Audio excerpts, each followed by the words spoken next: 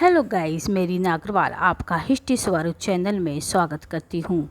आज हम मौर्य वंश के तीसरे शासक महान अशोक के बारे में पढ़ेंगे। वह अशोक जो केवल भारत का ही नहीं अपितु विश्व इतिहास के महानतम सम्राटों में से एक था। विश्व इतिहास में अशोक के समान योद्धा एवं कुशल प्रशासक अनेक राजा हुए, परंतु अशोक अपने जनहितकारी कार्यों के लिए ही सर्वाधिक प्रसिद्ध है। अशोक ने विश्व बंधुत्व एवं लोक कल्याण का अपना संदेश दूर दूर देशों तक फैलाया। अंतर्राष्ट्रीय मामलों में वह शांति एवं सहिष्णुता का पुजारी था। अशोक ने ही सर्वप्रथम विश्व को जियो और जीने दो तथा राजनीतिक हिंसा धर्म विरुद्ध का पाठ पढ़ाया। अशोक के पूर्व ऐसी नीति किसी ने नहीं अपनाई। उसने कौटिल्य द्वारा प्रतिपादित लौह विजय के सिद्धांत को उलट दिया। उसके राज्याभिषेक के 8वें वर्ष कलिंग युद्ध हुआ। उसने कलिंग पर आक्रमण किया। आज तक कलिंग को किसी ने नहीं जीता था। ये भयंकर युद्ध हुआ और उसमें करीब 1 लाख लोगों की जान गई और कई बेघर हो गए, कई बंदी बना लिए गए। ये सब दृश्य देखकर अशोक का हृदय दया एवं आत्मग्लानि से भर गया। वह अपने आप को कोसने लगा और उसने तभी से हिंसा को त्याग दिया और अहिंसा को अपना लिया और वह बौद्ध धर्म का अनुयायी बन गया। अशोक अपने और यहीं से वह सर्वलोकहितवाद को अपना कर्तव्य मानने लगा। उसका यह परिवर्तन, जो उसमें ऐसा परिवर्तन हुआ, वो शायद ही विश्व के किसी और शासक में हुआ हो। वैसे तो राजा का काम युद्ध करना और किसी के क्षेत्र को अपने अंडर में करना ही उनका काम था, लेकिन अशोक अकेला ऐसा शासक है जिसने अपना सारा जीवन धर्म के प्रचार प्रसार में लगा दिया। उसने देश विदेशों में धर्म का प्रचार किया और यहाँ तक कि अपने पुत्र महेंद्र और अपनी पुत्री संघमित्रा को धर्म प्रचार के लिए श्रीलंका भेजा।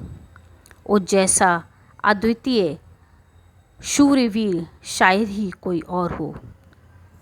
तो आज हम अशोक के बारे में पढ़ेंगे। The great Ashoka. इसको प्रियदर्शी देवानाम प्रिय के नाम से भी जाना जाता है।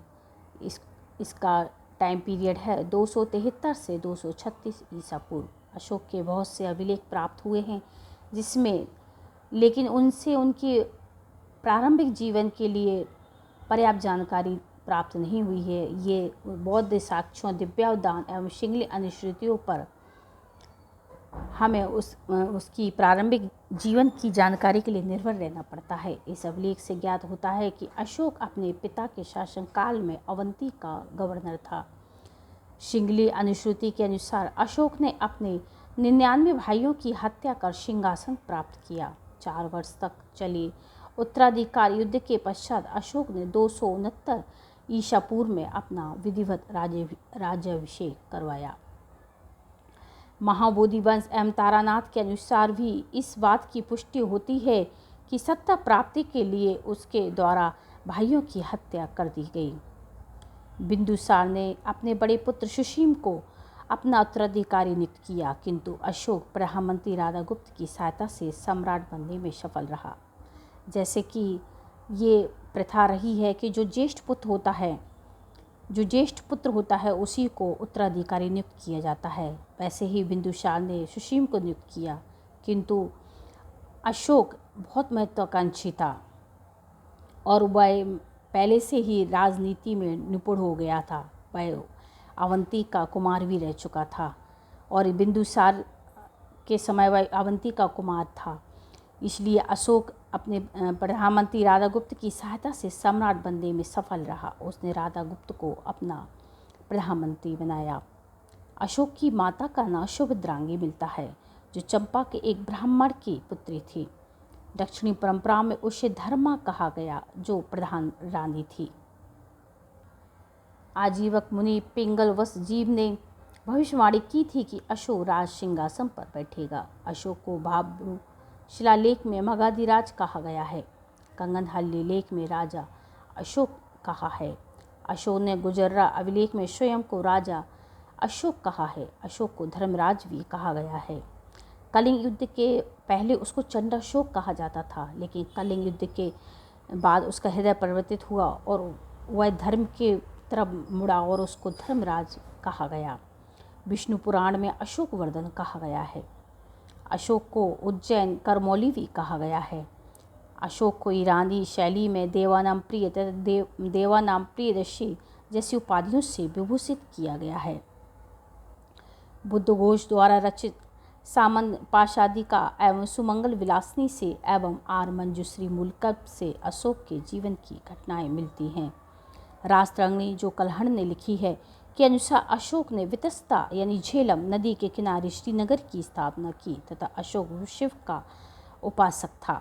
और उसने बतलाया है, किसने? कल्हण ने बताया है कि अशोक शिव का उपासक था। कल्हड़ अशोक को कश्मीर का प्रथम मौर्य शासक बतलाता है।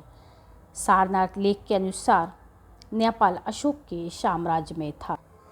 मास की लघु शिलालेख में अशोक ने स्वयं को बुद्ध शाक कहा है। अशोक ने मोगलीपुत्तिस की अध्यक्षता में तीसरी बौद्ध संगति बुलाई। 4 बौद्ध संगतियाँ हुई थी, तीसरी अशोक ने बुलाई थी। ये पाटलिपुत्र में हुई थी और इसके अध्यक्ष थे मोगलीपुत्तिस। ओके। कलिंग युद्ध अशोक के राज्याभिषेक के 8वें वर्ष 261 ईसा पूर्व में अशोक ने कलिंग पर आक्रमण किया। कलिंग युद्ध के पूर्व अशोक चंडाशोक के नाम से विख्यात था। अशोक 13वें शिलालेख में कलिंग युद्ध का वर्णन मिलता है। पिलनी के अनुसार अशोक ने व्यापारिक कारणों से कलिंग पर आक्रमण किया। हाथी गुम्फा अभिलेख के अनुसार उस समय कलिंग पर नंद राज नामक कोई शासक शासन कर रहा था। कंगनहल्ली से अशोक की पाषाण पर बनी प्रतिमा नाम के साथ मिली है। ये कंगनहल्ली ये आपका कर्नाटक में पड़ता है। इसके साथ ही साथ अशोक एक महान सृजनकर्ता भी था। उसने कई स्तूप जैसे सांची का स्तूप, सारनाथ का स्तूप बनवाया। सांची के स्तूप जो वाकई में एक आकर्षण का केंद्र है, अशोक ने इसका निर्माण करवाया था। सारनाथ का स्तंभ जो सारनाथ से लिया गया है, सारनाथ का स्तंभ जिसे भारतीय सरकार अपना राष्ट्रीय चिन्ह स्वीकार किया है, भारत सरकार ने, उसको भी अशोक ने बनवाया था। वह एक सृजनकर्ता, महान योद्धा और महान उसको कह सकते हैं धर्मपरायण, जिसने और हमेशा उसने प्रजा की भलाई के लिए सोचा। वह अपने 6ठे शिलालेख में कहता है, सर्वलोकहितवाद मेरा कर्तव्य है, सर्वलोकहित से बढ़कर कोई दूसरा कर्म नहीं। मैं जो कुछ पराक्रम करता हूँ वह इसलिए कि भूतों के ऋण से मुक्त हूँ। अतः हम कह सकते हैं कि अशोक जैसा शायद ही संसार में और कोई शासक हो। अब आज हम अपनी क्लास यहीं तक रखते हैं। इसके बाद हम अशोक के धम्म के बारे में और उसके प्रशासन के बारे में जानेंगे, मौर्य वंश के प्रशासन के बारे में जानेंगे। तो आप लोग नोट्स बनाते जाइए। मैं इसमें सिर्फ इम्पोर्टेंट मैं आपको कहानी ओरली बता रही हूँ और वही पॉइंट्स लिख रही हूँ जो अधिकतर एग्ज़ाम में पूछे जाते हैं। तो आप नोट्स बनाते जाइए और आप अगर आप डेली लिखेंगे तो आप पर कोई प्रेशर नहीं आएगा। ओके। अगर आपको मेरी क्लास अच्छी लगती हो तो आप लाइक कीजिए, सब्सक्राइब कीजिए और कमेंट करके बताइए कि आपको मेरी क्लास कैसी लगती है। ओके। तो हम फिर मिलेंगे। Thank you.